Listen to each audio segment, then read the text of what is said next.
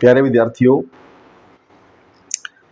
आज हम जो है शुरू कर रहे हैं ऑर्गेनिक केमिस्ट्री +1 पार्ट 1। जो बच्चे +2 में हैं और जो ये मानते हैं कि ऑर्गेनिक केमिस्ट्री हमारी वीक है, कमज़ोर है, वो भी इसको फॉलो करेंगे ताकि उनका बेस जो है वो स्ट्रॉन्ग हो जाए और उन्हें +2 में किसी प्रकार की दिक्कत का सामना ना करना पड़े। और जो बच्चे ऑर्गेनिक केमिस्ट्री से डरते हैं, बेसिकली सभी को पता है, आप लोग साइंस के स्टूडेंट हैं, कि 3 प्रकार की केमिस्ट्री होती है, फिजिकल, इनऑर्गेनिक और ऑर्गेनिक।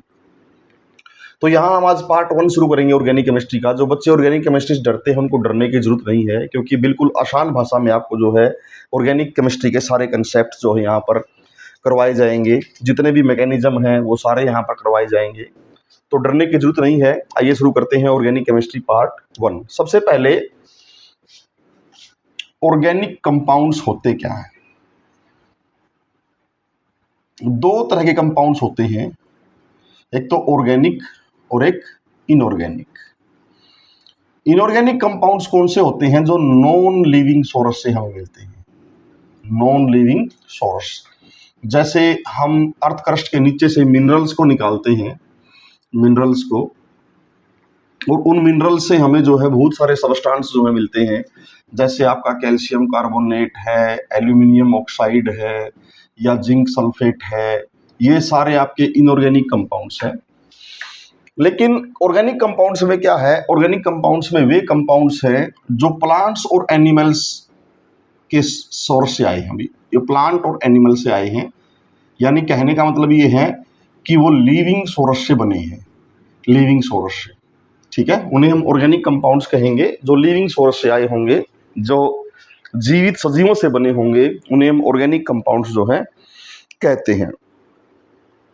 सबसे पहला जो लैब में ऑर्गेनिक कंपाउंड्स बनाया गया था वो यूरिया था। यूरिया जो मैमल्स के यूरिन से बना था।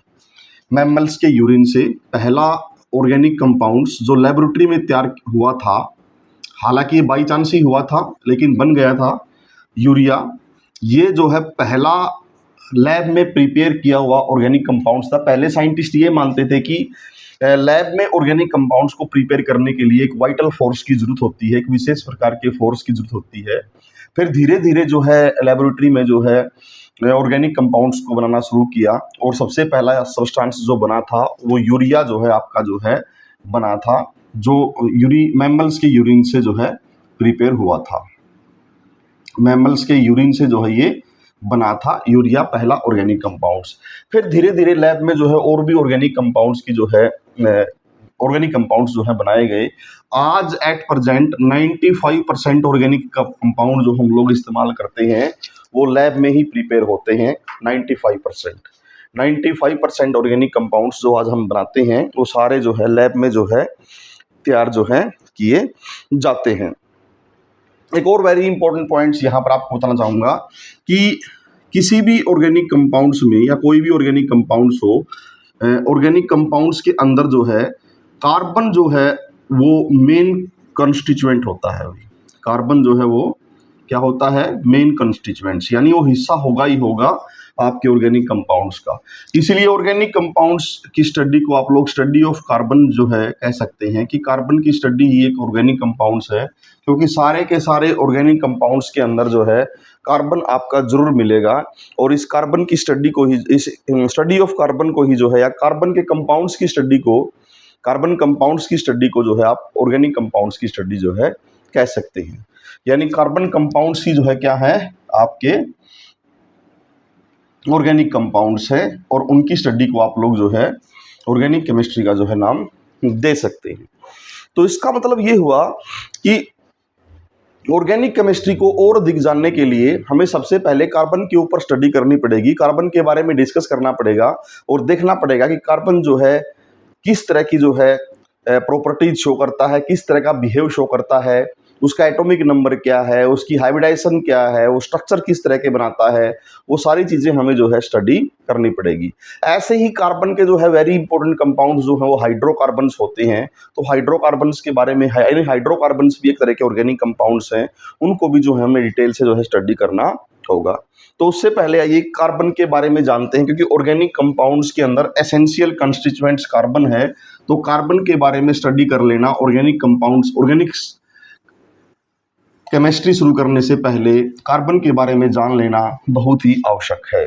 तो सबसे पहले आइए कार्बन के ऊपर। कार्बन जो है एक ऐसा एलिमेंट है जिसका एटॉमिक नंबर 6 है। इलेक्ट्रॉनिक कॉन्फ़िगरेशन आप सभी पढ़ चुके हैं, एक दिन डालूंगा मैं इलेक्ट्रॉनिक कॉन्फ़िगरेशन के ऊपर भी जो है लेक्चर, जिससे सभी बच्चे इलेक्ट्रॉनिक कॉन्फ़िगरेशन को जो है अच्छे समझ पाएँ। क्वांटम नंबर्स एक lecture, complete lecture quantum numbers के ऊपर एक दिन आपको देंगे, हो सकता है मे बी कल ही। इलेक्ट्रॉनिक कॉन्फ़िगरेशन की यदि हम बात करें तो ये वो होगी 1s2 2s2 2p2, ये आपकी के सेल है और ये आपकी एल सेल है।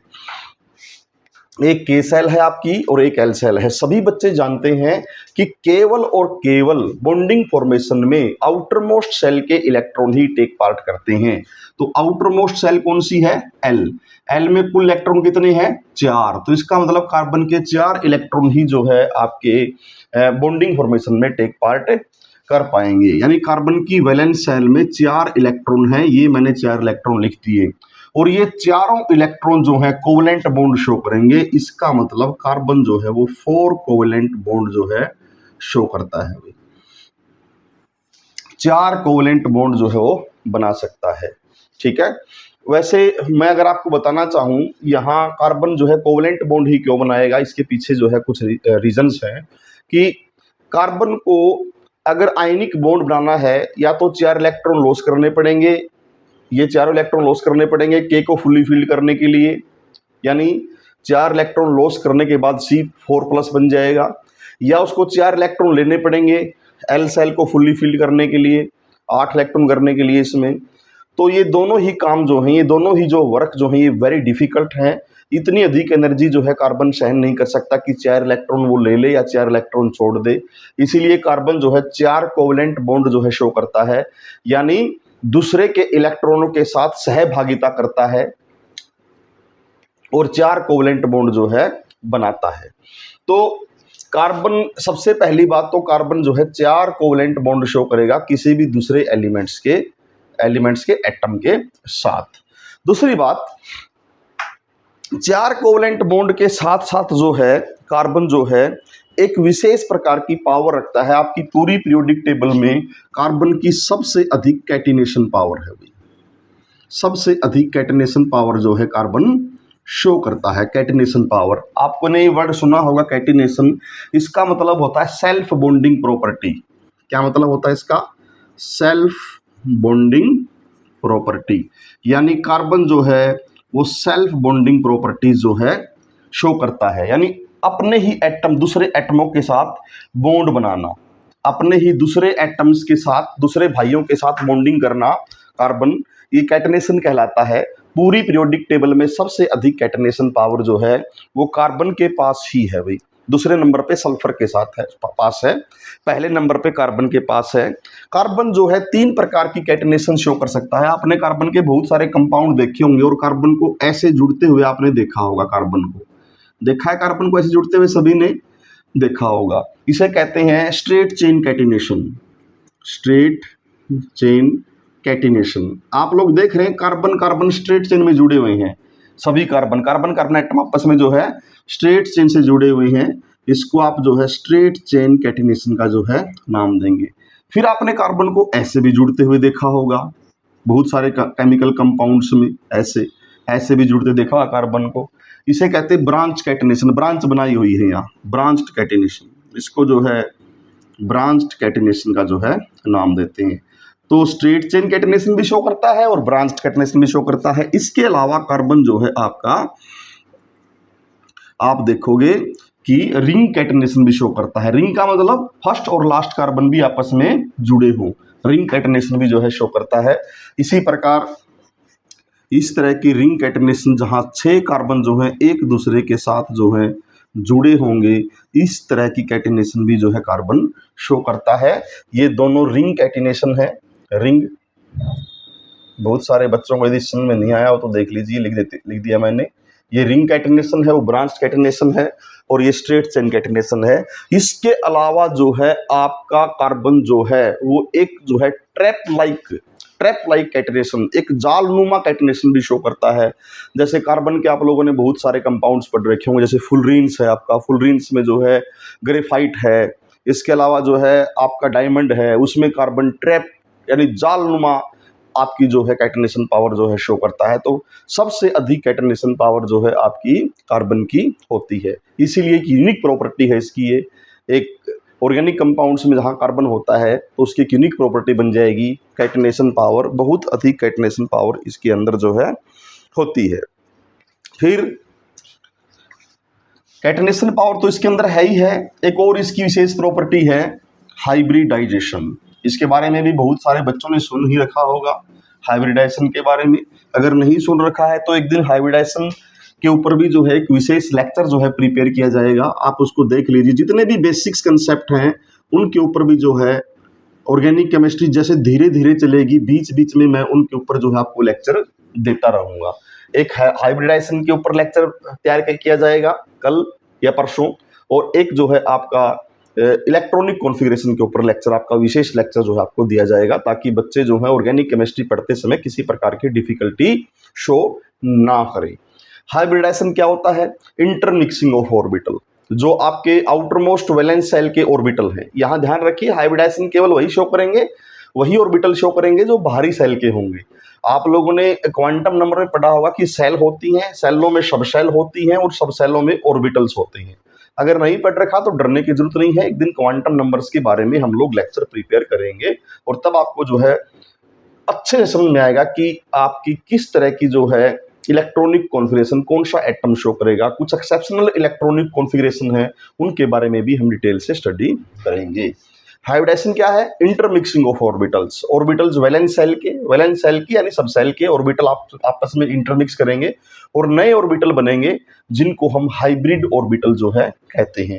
हाइब्रिडाइजेशन के ऊपर एक विशेष प्रकार का लेक्चर हम बाद में देंगे। तो इंटरमिक्सिंग ऑफ ऑर्बिटल्स के बाद जो नए ऑर्बिटल बनते हैं उनको हाइब्रिड ऑर्बिटल कहते हैं, and the process is known as hybridization. अब कार्बन जो है वो 3 प्रकार की हाइब्रिडाइजेशन शो करेगा, sp3, sp2 and sp hybridisation. तीनों के एग्जांपल्स हम आपको यहाँ देंगे, अलग अलग कंसेप्ट में, अलग अलग पार्ट में हम लोग जो है पढ़ेंगे। अब आप देखिए, यदि कार्बन सिंगल बॉन्डेड है, सिंगल बॉन्डेड कार्बन है, सिंगल बॉन्डेड कार्बन किस में होता है? एल्केन में। सभी को पता है एल्केन में। अगर कुछ बच्चे ज़्यादा प्रॉब्लम महसूस कर रहे हो यहाँ इसको समझने में, तो यहाँ आपके चैनल पे साइंस गुरु @रामदयाल अडवाल पर एक 10th का चैप्टर है कार्बन एंड इट्स कंपाउंड। उसमें मैंने जो है एल्केन, एल्कीन, एल्काइन को जो है डिस्क्राइब कर रखा है दोनों मीडियम में, हिंदी और इंग्लिश। आप वहाँ जाके जो है उस फर्स्ट और सेकंड लेक्चर को देख सकते हैं, ताकि आपको यहाँ दिक्कत ना आए। तो एल्केन जहाँ कार्बन कार्बन में सिंगल बॉन्ड होगा वहाँ प्रत्येक कार्बन sp3 हाइब्रिडाइजेशन शो करेगा, और जहाँ एल्कीन, जहां कार्बन कार्बन डबल बॉन्ड होगा, वो कार्बन जो डबल बॉन्डेड है, केवल वो कार्बन जो डबल बॉन्डेड है एल्कीन में, वो कार्बन sp2 हाइब्रिडाइजेशन शो करेगा, और एल्काइन में वो कार्बन जो ट्रिपल बॉन्डेड है वो sp हाइब्रिडाइजेशन शो करेगा। आइए देखते हैं कैसे, पहले हम समझेंगे इसको फिर देखेंगे। तो मैंने कहा था कि carbon having the atomic number 6, ये बातें मैं यहाँ लिखूंगा, आप यहाँ समझ जाना जब मैं वहाँ पर स्ट्रक्चर बनाऊंगा। तो carbon having the atomic number 6 and the electronic configuration EC, EC का मतलब इलेक्ट्रॉनिक कॉन्फ़िगरेशन, इलेक्ट्रॉनिक विन्यास क्या है? 1s2, 2s2 और 2p2। 1s2 से तो हमारा कोई लेना देना ही नहीं है, क्योंकि K सेल है ये, और ये L सेल है, क्योंकि बाहरी सेल के इलेक्ट्रॉन या ऑर्बिटल ही टेक पार्ट करेंगे बॉन्डिंग में, तो हमें केवल L सेल से ही लेना है, कुछ ना कुछ जो लेना है। अब 2s में कितने ऑर्बिटल होते हैं? सभी को पता है, एक ऑर्बिटल होता है। p सब सेल में कितने ऑर्बिटल होते हैं? 3 ऑर्बिटल होते हैं, सभी को पता है, ये 3 ऑर्बिटल हैं। ये तो बन गया मेरा 2s2, ये 2s2 है, और ये है मेरा 2p2, ये मेरा 2p2 है।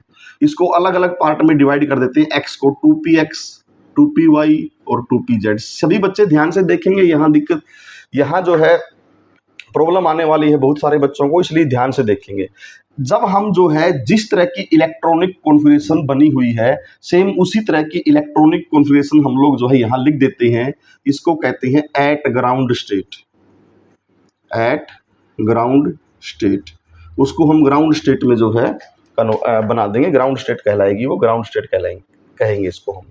फिर जो है यदि हम इसको एनर्जी प्रोवाइड करें, इसको एनर्जी दे दें, जब इसको एनर्जी देंगे तो क्या किसी इलेक्ट्रॉन की डीलोकेलाइजेशन पॉसिबल है? क्या कोई इलेक्ट्रॉन डीलोकेलाइज कर सकता है? हाँ, ये इलेक्ट्रॉन उठ के यहां जा सकता है।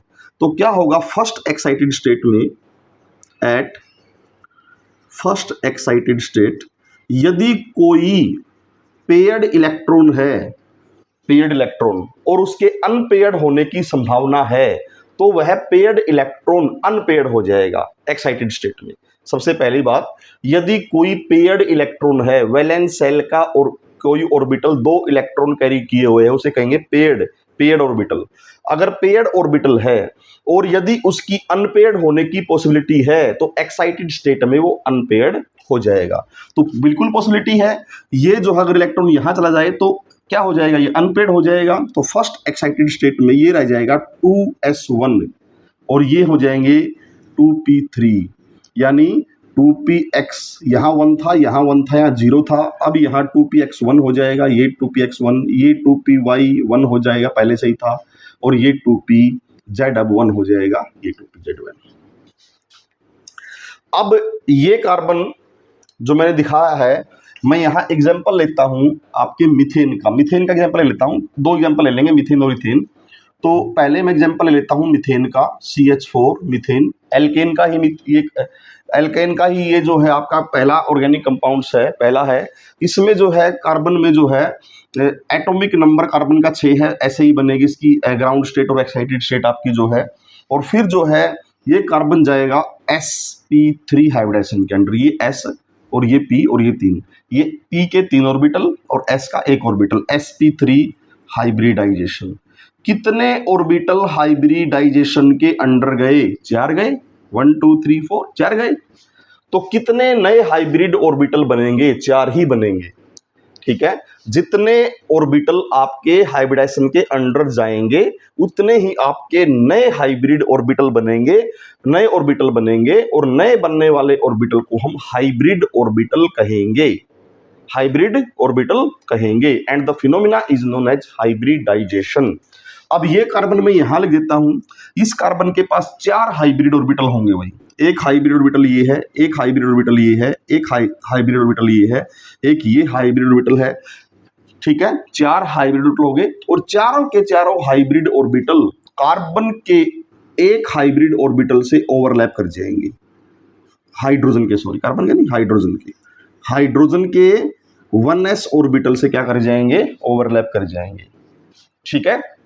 हाइब्रिड ऑर्बिटल की ओवरलैपिंग से बनने वाला जो बॉन्ड होता है उसे सिग्मा बॉन्ड कहते हैं। इसके बारे में थोड़ी देर बाद में कुछ और बातें भी करूंगा। इसे सिग्मा बॉन्ड कहते हैं। ये सिग्मा बॉन्ड, 4 सिग्मा बॉन्ड आपके जो हैं बन जाएंगे। हाइब्रिड ऑर्बिटल की ओवरलैपिंग से बनने वाला बॉन्ड जो है सिग्मा होता है। अब इसी के बारे में मैं थोड़ा सा यहाँ बताऊँ आपको, अगला मॉलिक्यूल के बारे में, CH4, ये मैं यहाँ लिख देता हूँ CH4, ये CH4 है। अगर मैं C2H6 के बारे में बात करूं तो क्या होगा? अब यहां 2 कार्बन होंगे, ये कार्बन भी sp3 हाइब्रिडाइजेशन के अंदर जाएगा, और ये कार्बन भी sp3 हाइब्रिडाइजेशन के अंदर जाएगा। क्यों जाएगा? क्योंकि ये एल्केन का मेंबर है। किसका मेंबर है? ये एल्केन का मेंबर है, इसीलिए ये जो है ये भी sp3 हाइब्रिडाइजेशन के अंदर ही जो है जाएगा। अगर ये sp3 हाइब्रिडाइजेशन के अंदर जाएगा तो ईच कार्बन के पास, प्रत्येक कार्बन के पास 4 नए हाइब्रिड ऑर्बिटल होंगे। इस कार्बन के पास एक हाइब्रिड ऑर्बिटल ये है, एक इसके पास ये है, एक इसके पास ये है, एक इसके पास ये है, एक ये है, एक ये है, इसके पास एक ये है, और इसका एक हाइब्रिड ऑर्बिटल कार्बन के इस हाइब्रिड ऑर्बिटल से ओवरलैप कर गया। दोनों हाइब्रिड ऑर्बिटल थे तो बॉन्ड बनेगा सिग्मा। अब इसके पास 4 थे, एक यहां ओवरलैप कर गया, इसके पास 4 थे, एक यहां ओवरलैप कर गया, दोनों के पास 3 बच गए, और 3 हाइड्रोजन के 1s ऑर्बिटल से ओवरलैप कर जाएंगे। ये भी 1s से ओवरलैप कर जाएगा, ये भी 1s से ओवरलैप कर जाएगा हाइड्रोजन के, ये भी हाइड्रोजन के 1s से ओवरलैप कर जाएगा, ये भी हाइड्रोजन के 1s से ओवरलैप कर जाएगा, ये भी हाइड्रोजन के 1s से ओवरलैप कर जाएगा, और ये भी हाइड्रोजन के 1s से ओवरलैप कर जाएगा। इस तरह से आपका स्ट्रक्चर बन जाएंगे स्ट्रक्चर बन जाएगा आपका जो है ये ऑर्बिटल पिक्चर डायग्राम कहते हैं इसको। ऑर्बिटल पिक्चर डायग्राम आपकी जो है बन जाएगी इसकी इथेन की, ऑर्बिटल पिक्चर ऑफ इथेन। ये इथेन की जो है ऑर्बिटल पिक्चर आपके सामने जो है बन जाएगी। इसमें सारे सिग्मा बॉन्ड होंगे क्योंकि सारे के सारे हाइब्रिड ऑर्बिटल थे। और जब sp3 हाइब्रिडाइजेशन होती है तो मॉलिक्यूल का स्ट्रक्चर होता है टेट्राहेड्रल। कैसा होता है? टेट्राहेड्रल आपका स्ट्रक्चर जो है होता है जब आपका मॉलिक्यूल जो है sp3 हाइब्रिडाइजेशन के अंडर जो है जाता है, तब जो है आपका टेट्राहेड्रल स्ट्रक्चर जो है रहेगा। टेट्राहेड्रल स्ट्रक्चर तब उसका जो है बनेगा।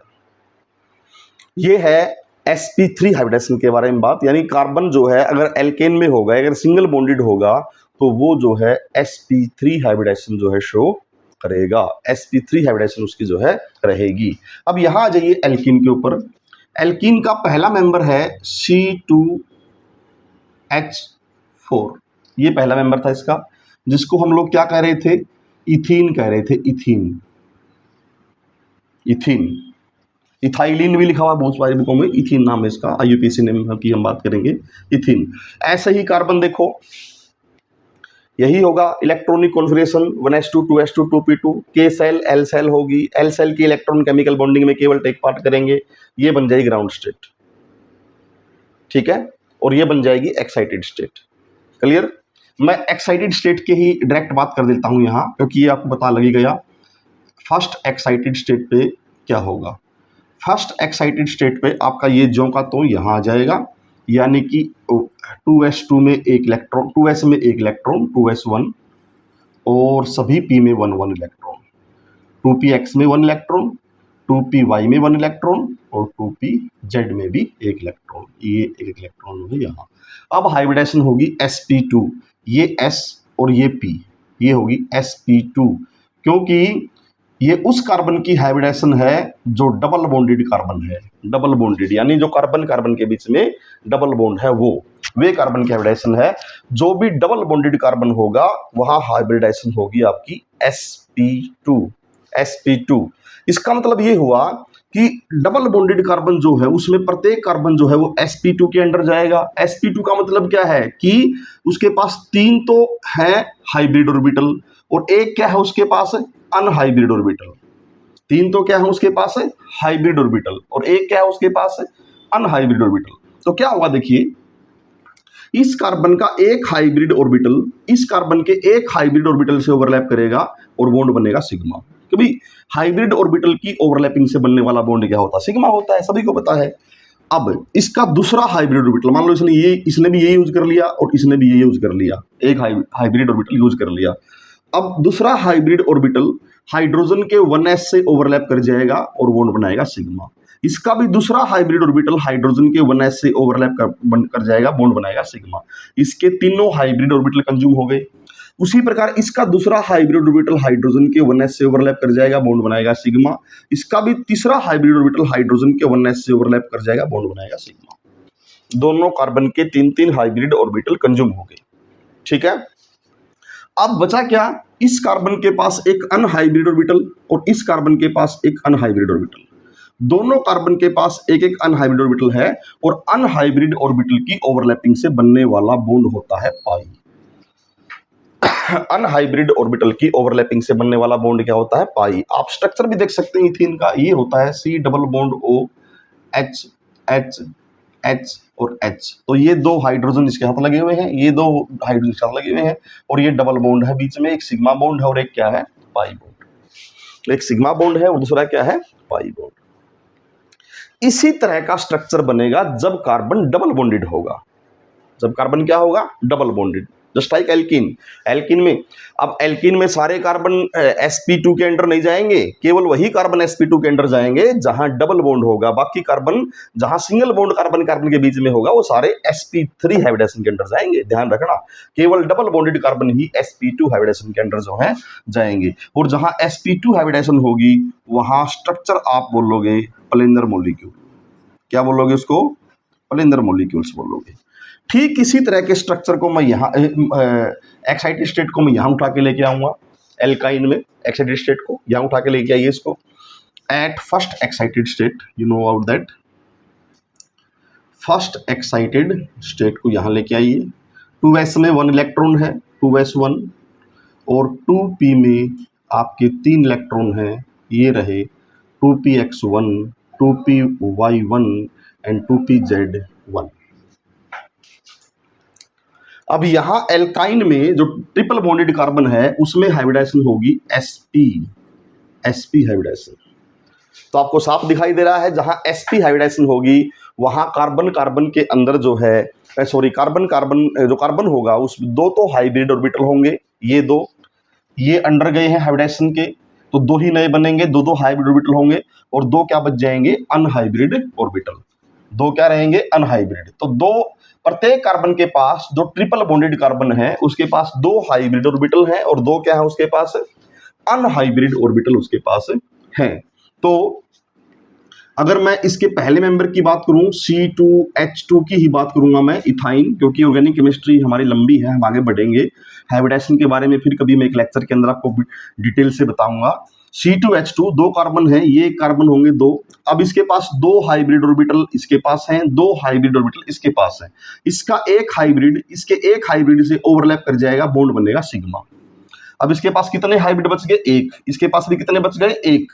इसका दूसरा हाइब्रिड हाइड्रोजन के 1s से ओवरलैप करेगा, बॉन्ड बनेगा सिग्मा। इसका दूसरा हाइब्रिड हाइड्रोजन के 1s से ओवरलैप करेगा, बॉन्ड बनेगा सिग्मा। अब इसके पास 2 अनहाइब्रिड, इसके पास भी 2 अनहाइब्रिड, इसका एक अनहाइब्रिड इसके एक अनहाइब्रिड से ओवरलैप करेगा, बॉन्ड बनेगा पाई। इसका दूसरा अनहाइब्रिड इसके दूसरे अनहाइब्रिड से बॉन्ड ओवरलैप करेगा और बॉन्ड बनेगा पाई। और जहां sp हाइब्रिडाइजेशन होती है वहां मॉलिक्यूल की शेप होती है लीनियर। कैसी शेप होगी, लीनियर शेप होगी। तो इस तरह से जो है आपके कार्बन जो हैं वो sp3, sp2 और sp हाइब्रिडाइजेशन के अंडर जो है जा सकते हैं।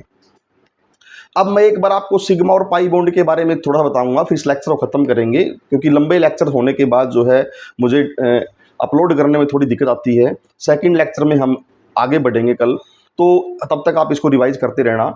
अब जो है मैं एक बार सिग्मा और पाई बॉन्ड के बारे में थोड़ी बात कर लेता हूँ। सिग्मा बॉन्ड जो होता है, सिग्मा यहाँ लिखता हूँ, सिग्मा बॉन्ड जो है जब ऑर्बिटल एंड टू एंड, यानी एक ऑर्बिटल का एंड दूसरे ऑर्बिटल के एंड के साथ, या एक ऑर्बिटल का हेड दूसरे ऑर्बिटल के हेड के साथ ओवरलैप करते हैं ऐसे, या तो इसका इस ऑर्बिटल का मान लो हेड ये है और एंड ये है, इस ऑर्बिटल का हेड ये है और एंड ये है, एंड टू एंड ओवरलैपिंग या हेड टू हेड ओवरलैपिंग। तो हेड टू हेड और एंड टू एंड ओवरलैपिंग जब होगी उसको हम सिग्मा बॉन्ड कहेंगे। और यदि साइड वाइज ओवरलैपिंग होगी, ऑर्बिटल की साइड, एक ऑर्बिटल ये है, एक ऑर्बिटल ये है, ये साइड वाइज ओवरलैपिंग है, ये एंड टू एंड और हेड टू हेड नहीं है, ये साइड वाइज ओवरलैपिंग है, ऐसे साइड वाइज ओवरलैपिंग है। अगर साइड वाइज ओवरलैपिंग होगी तो बनेगा आपका pi bond, end to end और head to head overlapping sigma bond, और यदि साइड वाइज ओवरलैपिंग होगी तो आपका बनेगा pi bond. Sigma bond pi bond से स्ट्रॉन्ग होता है, सिग्मा बॉन्ड जो है पाई बॉन्ड से स्ट्रॉन्ग होता है, क्योंकि सिग्मा बॉन्ड में एक्सटेंट ऑफ ओवरलैपिंग ज्यादा होती है। अब हेड टू हेड और एंड टू एंड ओवरलैपिंग होगी तो अधिक मात्रा में ऑर्बिटल एक दूसरे से ओवरलैप करेंगे, लेकिन जब साइड वाइज ओवरलैपिंग होगी तो लेस एक्सटेंट में ओवरलैपिंग होगी, बहुत ही कम या इतनी हो जाएगी, लेस होगी। लेकिन हेड टू हेड और एंड टू एंड में ओवरलैपिंग ज़्यादा होगी। जितनी एक्सटेंट ओवरलैपिंग की ज़्यादा होगी आपका बॉन्ड उतना ही स्ट्रॉन्ग बनेगा। इसलिए सिग्मा बॉन्ड पाई बॉन्ड से वीक होता है। तो ये आज का फर्स्ट लेक्चर जो है मैंने आपको दिया।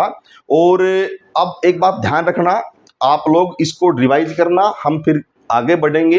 और ऑर्गेनिक केमिस्ट्री से डरने की बिल्कुल जरूरत नहीं है, क्योंकि सभी ऑर्गेनिक केमिस्ट्री के लेक्चर इसी तरह से आपको वेल एक्सप्लेन्ड यहाँ करवाए जाएंगे। तो मैं आपसे रिक्वेस्ट करता हूँ कि चैनल को सब्सक्राइब जरूर कर लें, क्योंकि चैनल के सब्सक्राइब करने के बाद ही आपको इस तरह की ऑर्गेनिक केमिस्ट्री के वीडियो इस चैनल पर आपको मिलेंगे। Thank you.